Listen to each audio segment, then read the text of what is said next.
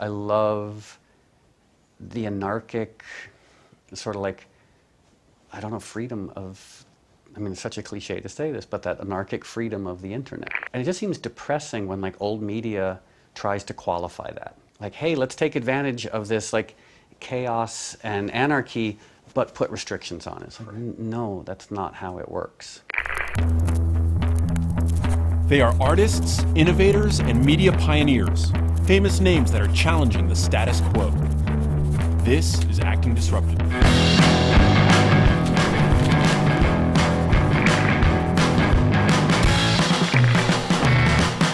There are a lot of people using Moby Gratis who don't like me and don't like my music. Like I've had people come up to me and say... Bastards. Well, I've had them say, I went on Moby Gratis and actually found something that worked.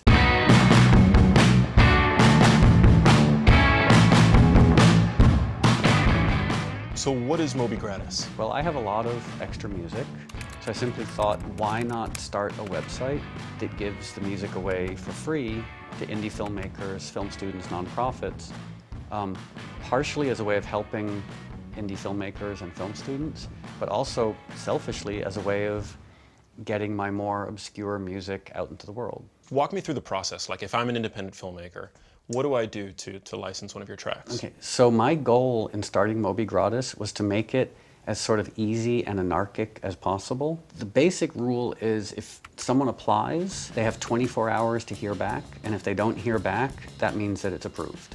But like if someone made just a short documentary and I disagreed with the content, I still wholly support their right to make that movie and to use free music. Because one of the things I love about the internet is that it's chaos, you know, and I just want Moby Gratis to be chaotic, but in a very benign way. You know, like I want it to be easy to use, I want it to be free, but utterly unrestricted. I mean, as a business model, it's not the smartest thing in the world, but maybe it's because I'm an old punk rocker, I don't know, but like making independent films is hard enough on its own. Like I don't want to contribute to the difficulty, I want to sort of ameliorate it.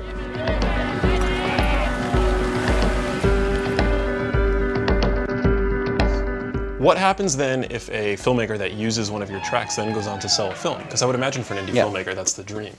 Well, I mean, every indie filmmaker ultimately wants their film to be commercial. And I wanted Moby Gratis to be 100% nonprofit. So that way, if any revenue is ever generated, if any of the music is ever licensed commercially, the money goes to the Humane Society.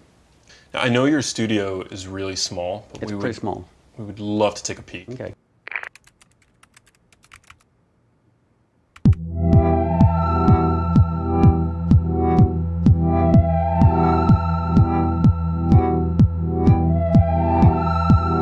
I love a lot of different types of music, and I grew up playing classical music, and I played in punk rock bands, and I've done a lot of different types of music. But, and maybe this is utterly self-evident, but what's always resonated with me in music is the emotional component of it. And when I'm working on music, that's what I'm trying to do, is to make something that really stirs me emotionally. And so maybe that's why the music I've made at times works well with visuals. You know, because the goal of filmmaking is, again, to reach people emotionally, at least more often than not. Well, I mean, it works. So a lot of the people using Moby Gratis, there's a good chance they'll make one short film and then disappear. But there might be some people using Moby Gratis who go on to have like really remarkable careers and make movies that reach and influence hundreds of millions of people. But even if that never happens, I'm just sort of happy to be involved in this very small way of helping struggling indie filmmakers to make their movies. Seth. Yo. Hey, dude. What's going on? Hey, man. Hey, it's good to see you. Nice to see you, too. I'm just going to abandon that. Sorry to disturb the research. It's really upsetting. I was just about to break my record. No.